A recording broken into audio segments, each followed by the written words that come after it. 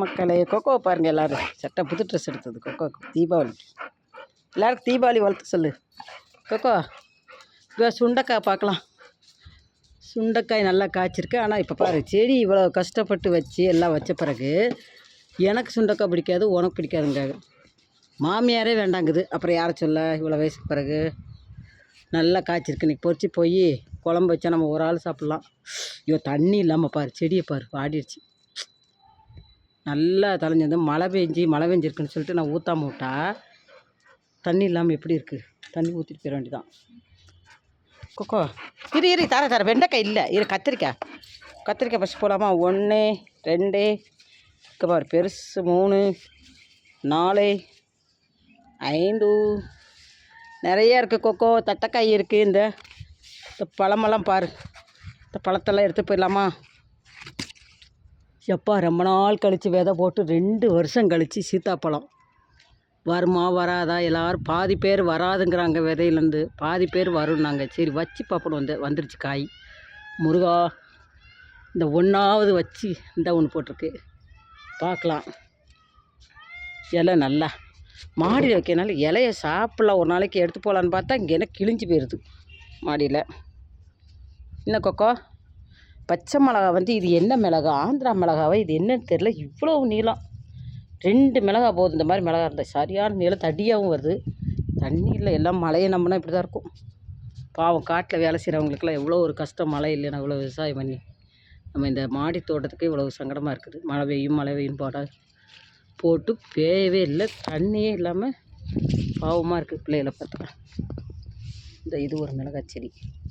இது என்ன தக்காளி பழம் கடவுளே! கொடிசாவில் வாங்கிட்டு வந்து பழத்தை பார்த்தா ஆண்டவரே, பழம் இதான் பழம், தக்காளி பழம். இந்த பழத்தை என்ன செய்ய? ஸ்பூன் பழமா இது? என்னது இப்படி பழுத்துருக்குது? இந்த செடி ஃபுல்லாகவே இதான் பழம். ஐயோ கடவுளே, இந்த பழத்தை பிடிங்கிட்டு செடியை பிடிங்கி போடணும்.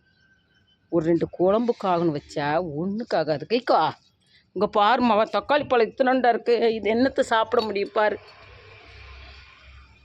உங்களுக்கு அதெல்லாம் பிடிக்காது. எல்லாம் மல்லி குச்சி நட்டி போயிடுச்சின்னு. இது ஒரு என்ன அஷ்டலட்சுமி, 9 இலை இருக்கும். இதில் 8 9 இலை இருக்கும். ஒரு கட்டிங்ஸ் ஒரு ஜவுளி கடையில் சுட்டுட்டு வந்துட்டேன். அப்புறம் கொய்யா, மிளகாய் செடி நாற்றுகள், இதுவும் அதே மாதிரி தான் வருது. என்னன்னு தெரில. முருங்கை நல்லா உடச்சி விட்டுட்டேன். இது ஒரே ஒரு செடி தான், சிவப்பு வெண்டைக்காய். ஆனால் நல்லா காய். நான் என்ன பண்ணிட்டேன், அதில் ஏதோ வச்ச வரல அப்படியே விட்டுட்டேன்னா இது ஒன்றே தண்டு நம்ம மரம் மாதிரி வந்துருச்சு. ஆனால் நிறைய காய் கொடுக்குந்தா, எல்லாத்துலையும் எடுத்து ஒரு செட்டு பிஞ்சு வந்துருச்சு. வெண்டைக்காய்க்கு நிற்கிறா. ஒரு வெண்டைக்காய் போடலன்னா போச்சு. கொக்கோ இந்த பழம் இது டெய்லி 2 பழமாக நான் வந்து சாப்பிட்ருவேன். அதுக்காக வச்சுருக்கேன், பழத்துக்காகவும். இதுதான் செவந்தம்பட்டி கத்திரி போட்டிருக்க, வந்துருச்சு. செவந்தம்பட்டி கத்திரி நல்லா தடி கலரை பார்த்தா அவ்வளோ அழகாக இருக்குது. இந்த கொய்யாவில் ஒரு கொய்யா கிடைக்குமா ஆண்டவரே? இந்த கொய்யா பூ உதிர்ந்துருச்சு. ஆனால் இது கொய்யா தான் நினைக்கிறேன். கொஞ்சம் கனமாக தெரியுது அடியில். ஓசையினாலே மனம். கடையில் வாங்கின பீன்ஸ் விதையை போட்டால் முளைச்சிருச்சு. இந்த நல்ல உருட்டு பீன்ஸ். இது மஞ்சள் குடமிளகாய், இது சிவப்பு குடமிளகாய். என்னென்னமோ வருது, எது உருப்படியாக வரும்னு எனக்கு தெரியாது. இது கேரளாவிலேருந்து கொடுத்த தக்காளி செடி. இது என்ன காய்? ஹைப்ரிட்டா நாட்டுக்காயா? ஒன்றும் தெரியாது, பார்க்கணும். இந்த தண்ணி ஊற்றணும். மழையை நம்பி ஊற்றாமல் போட்டு இந்த பூ எடுக்குது. நிறைய பூ இருக்குது. ஆனால் எத்தனை காய் வரும்னு சொல்ல முடியாது போல். உதிரும் போல். முதல்ல எல்லாம் பார்க்கணும், அனுபவிச்சா தான் தெரியும் எல்லாத்தையும்.